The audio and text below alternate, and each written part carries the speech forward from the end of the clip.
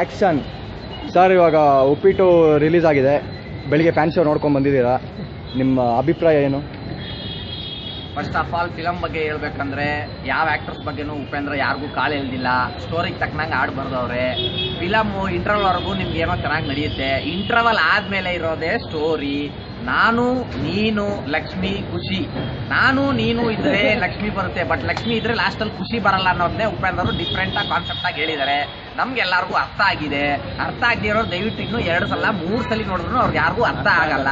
First of all ಅರ್ಥ ಆಗ್ಬೇಕಂದ್ರೆ ನಾನು ನೀನು ಲಕ್ಷ್ಮಿನೇ ಇರಬಾರ್ದು, ಬರೀ ಖುಷಿಯಿಂದ ಹೋಗ್ಬಿಟ್ಟು ಫಿಲಮ್ ನೋಡಿದ್ರೆ ಖಂಡಿತ ಎಲ್ಲರಿಗೂ ಅರ್ಥ ಆಗುತ್ತೆ. ಫಸ್ಟ್ ಆಫ್ ಆಲ್ ನಾವೆಲ್ಲರೂ ಸೇರಿ ಲಕ್ಷ್ಮಿ, ಬಾಲಾಜಿ, ಶ್ರೀನಿವಾಸ್ ಎಲ್ಲದರಲ್ಲೂ 6 ಗಂಟೆ ಶೋ ನೋಡ್ಬಿಟ್ಟಿದ್ದೀರಿ.